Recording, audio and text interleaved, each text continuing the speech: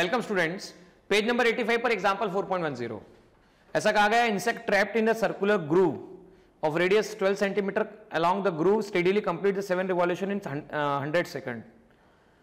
What is the angular speed, linear speed and acceleration constant vector होगा या नहीं होगा, इसका मैग्नीट्यूड कैसा होगा बताना है. देखो, जब भी कोई पार्टिकल सर्कुलर मोशन परफॉर्म करता है या जब भी कोई पार्टिकल सर्कमफेरेंस ऑफ सर्कल के अलोंग मोशन परफॉर्म करता है तो उसकी इस मोशन को सर्कुलर मोशन कहा जाता है. रिपीटिंग वंस अगेन, जब भी कोई पार्टिकल सर्कमफेरेंस ऑफ सर्कल के अलोंग मोशन करता है तो उसकी इस मोशन को सर्कुलर मोशन कहा जाता है. बराबर है ना. सर्कुलर मोशन दो तरह की होती है, यूनिफॉर्म सर्कुलर मोशन, दूसरी होती है non uniform circular motion. Uniform circular motion वो मोशन होती है जिसमें स्पीड कांस्टेंट होता है. अब यहां स्टेडीली कंप्लीट का मतलब होता है कांस्टेंट स्पीड से, और कांस्टेंट स्पीड से जब भी सर्कुलर मोशन होता है तो यूनिफॉर्म कहलाता है. यूनिफॉर्म सर्कुलर मोशन में एक एक्सेलरेशन होता है जिसे कहते हैं सेंट्रीपिटल एक्सेलरेशन, और नॉन यूनिफॉर्म सर्कुलर मोशन में दो एक्सेलरेशन होते हैं जिसे कहते हैं सेंट्रीपिटल एंड टेंजेंशियल एक्सेलरेशन. एक सेंट्रीपिटल, दूसरा टेंजेंशियल. तो हमें बात करनी केवल सेंट्रीपिटल एक्सेलरेशन के बारे में. इसमें भी देखो, इसने क्या कहा है, 7 revolution in 100 second. Time to complete 1 revolution is called time period. Repeating once again, time to complete 1 cycle is called which? Time to complete 1 cycle is called time period.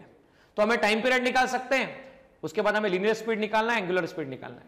आइए बोर्ड की तरफ चलिए और समझिए किस तरह से प्रॉब्लम सॉल्व होगा. देखिए बच्चों, रेडियस 12 सेंटीमीटर, सेंटीमीटर को मैंने मीटर में चेंज किया, 12 multiply by 10⁻². 7 revolution 100 second. Time to complete 1 cycle या 1 revolution is called time period. तो 1 रिवॉल्यूशन में जो टाइम लगेगा वो आएगा 100/7 सेकंड. तो टी आ गया आपके पास 100/7 सेकंड. ओमेगा होता है 2π/t. टी की वैल्यू रख दी आपने 100/7. 2π इंटू 7/100. सो ओमेगा जाएगा आपके पास में 7π/50 रेडियन पर सेकेंड. v इक्वल टू होता है r इंटू ओमेगा. r है 12 centimetre 10⁻².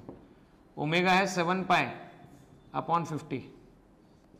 12/5 into 7 into 10⁻³ into pi. पाई की वैल्यू 22/7 पुटअप करके आप वैल्यू निकाल सकते हैं. और एक्सेलरेशन AC, सेंट्रीपिटल एक्सेलरेशन होता है r into omega square.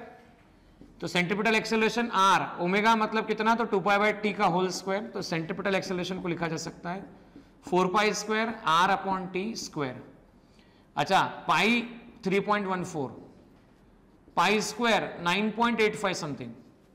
Value put up करके आंसर निकाला जा सकता है. एक बात नोटिस करना,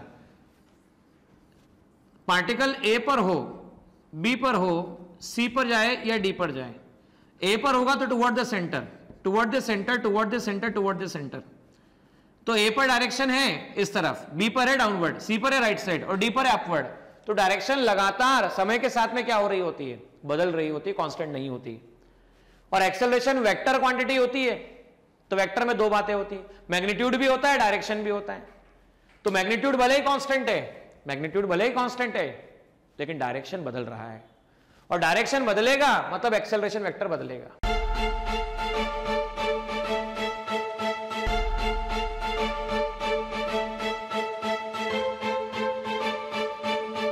पुरोहित अकॅडमी, मेन ब्रांच प्रभात चौक, MJ कॉलेज रोड, लोकमान्य हॉस्पिटलच्या बाजूला, जळगाव. आणि पांडे क्लासेस जवळ, बंधन बँके शेजारी, ट्रॅफिक गार्डनच्या समोर, जळगाव.